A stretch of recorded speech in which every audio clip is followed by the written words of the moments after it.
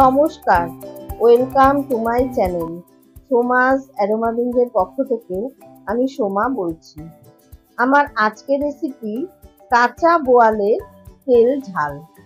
রেসিপিটা একটু অন্যরকম ভাবে বানাবো, অবশ্যই সম্পূর্ণ ভিডিওটা দেখবেন। বোয়াল মাছ তো আপনারা বিভিন্নভাবে তৈরি করে থাকেন, আমিও বিভিন্নভাবে এই বোয়াল মাছ বানিয়ে থাকি, তবে আজকের রেসিপিটা একটু অন্যভাবে করে দেখাবো। রেসিপিটা ভালো লাগলে একটা লাইক করে চ্যানেলটা সাবস্ক্রাইব করে আমার পাশে থাকার অনুরোধ রইল। তাহলে আসুন দেখে নেওয়া যাক আমার আজকের রেসিপি কাঁচা বোয়ালের তেল ঝাল। এখানে 5 পিস বোয়াল মাছ নিয়েছি। বোয়াল মাছটা বেশ বড় সাইজের ছিল, তার জন্য টুকরোগুলো কিন্তু বেশ বড় বড়। মাছের টুকরোগুলো পরিষ্কার করে ভালো করে ধুয়ে নিয়েছি। প্রথমে আমি মাছের টুকরোগুলো ম্যারিনেট করে নেব। তার জন্য দিয়ে দিচ্ছি স্বাদ মতো লবণ। যতটা পরিমাণে মাছে লবণ লাগবে সম্পূর্ণটাই আমি এখন দিয়ে দিলাম। যেহেতু কাঁচা মাছ রান্না করছি তাই আমি অর্ধেক পাতিলেবুর রস দিয়ে দিচ্ছি, তাহলে মাছের আষ্টে গন্ধটা আর থাকবে না। তারপর দিচ্ছি 2 টেবিল চামচ পেঁয়াজ বাটা, আর দিচ্ছি হাফ চা চামচ জিরের গুঁড়ো আর হাফ চা চামচ ধনের গুঁড়ো, আর দিচ্ছি হাফ চা চামচ হলুদের গুঁড়ো, হাফ চা চামচ লাল লঙ্কার গুঁড়ো, আর কালারের জন্য দিয়ে দিলাম হাফ চা চামচ কাশ্মীরি লঙ্কার গুঁড়ো। 1 চা চামচ কাঁচা লঙ্কা বাটা দিয়ে দিলাম, আর 2 চামচ পরিমাণে কাঁচা সর্ষের তেল দিয়ে দিলাম। ম্যারিনেশনের সময় কাঁচা সর্ষের তেল দিলে কিন্তু মাছের স্বাদ অনেক বেশি ভালো হয়।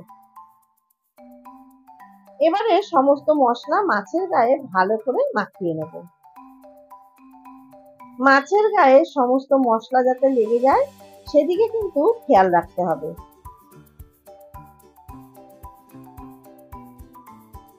মিনিট 3 সময় ধরে মশলা মাছের গায়ে ভালো মতো মাখিয়ে নিয়ে আধ ঘন্টা কম করে ম্যারিনেট করে রেখে দিতে হবে। যদি আপনারা বেশি সময় ধরে রাখতে চান সেক্ষেত্রে কিন্তু নর্মাল ফ্রিজে রেখে দেবেন। এইভাবে মশলা ভালো মতো মাখিয়ে নিয়ে ম্যারিনেশন করে রাখলে মশলা মাছের ভেতরে ভালো মতো ঢুকে যাবে। আধ ঘন্টা পর মূল রান্নায় ফিরে আসলাম। গ্যাসে একটা ফ্রাইং প্যান বসিয়ে প্যানের মধ্যে দিয়ে দিচ্ছি 3 টেবিল চামচ পরিমাণে সর্ষের তেল। এই রান্নাটা কিন্তু অবশ্যই সর্ষের তেল দিয়ে করতে হবে, তাহলে এর স্বাদ অনেক বেশি ভালো হবে। তেল ভালো মতো গরম করে নিয়ে তেলের মধ্যে দিয়ে দিলাম হাফ চা চামচ কালো জিরে ফোড়ন, দিয়ে দিলাম 3টে চেরা কাঁচা লঙ্কা আর একটা মাঝারি সাইজের চপ করে কেটে নেওয়া পেঁয়াজ। মিডিয়াম ফ্লেমে পেঁয়াজটা মিনিট 3 সময় ধরে ভেজে নিচ্ছি। এখানে একটা কথা বলে রাখি, যেহেতু কাঁচা বোয়ালের তেল ঝাল, তাই জন্য ঝালের পরিমাণটা কিন্তু একটু বেশি দিতে হবে, তবে অবশ্যই আপনারা আপনাদের স্বাদ অনুযায়ী বাড়িয়ে কমিয়ে দিতে পারেন। পেঁয়াজটা হালকা লাল করে ভেজে নিয়েছি। এবারে দিয়ে দিচ্ছি হাফ চা চামচ রসুন বাটা আর 1 চা চামচ আদা বাটা।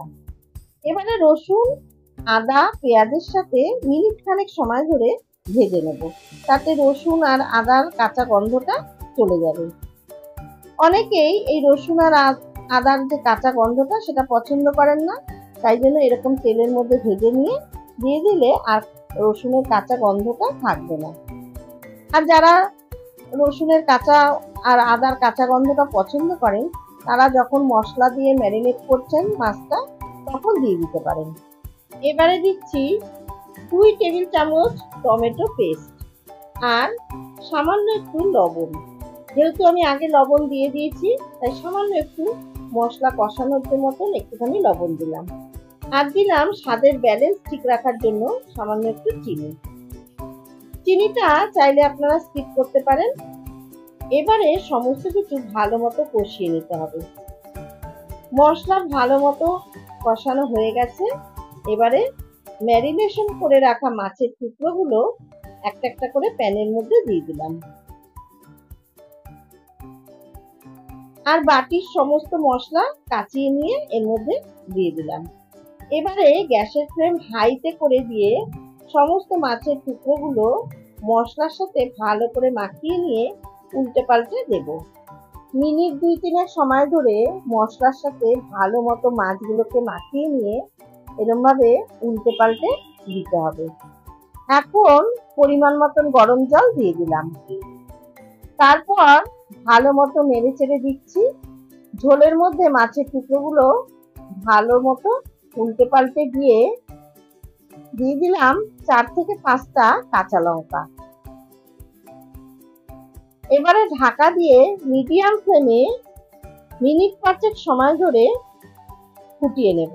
তাতে কি হবে, মাছগুলো সুন্দর সেদ্ধ হয়ে যাবে আর মাছের ভেতরে সমস্ত মশলাও ঢুকে যাবে।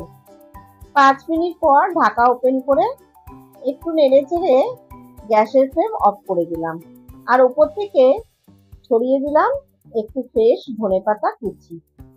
তারপর ঢাকা দিয়ে 2 থেকে 3 মিনিট স্ট্যান্ডিং টাইমে রেখে দিলাম। তৈরি হয়ে গেল কাঁচা বোয়ালের তেল ঝাল। এটা গরম ভাতের সাথে অসাধারণ লাগবে। রেসিপিটা ভালো লাগলে অবশ্যই বাড়িতে একবার ট্রাই করুন। রান্না করা ভীষণই সহজ, কাজেই খুব সহজেই আপনারা এটা বাড়িতে তৈরি করে নিতে পারবেন। আমার রেসিপিগুলো যদি ভালো লেগে থাকে তাহলে অবশ্যই আমার চ্যানেল সাবস্ক্রাইব করবেন, পাশে থাকা বেলটাতে প্রেস করে অল নোটিফিকেশন অন করে রাখবেন। তাহলেই এইরকম নিত্য নতুন রেসিপির আপডেট সবার আগে আপনার কাছে পৌঁছে যাবে। লাইক করবেন, কমেন্টস করবেন আর বন্ধুদের সাথে প্রচুর শেয়ার করবেন। ধন্যবাদ।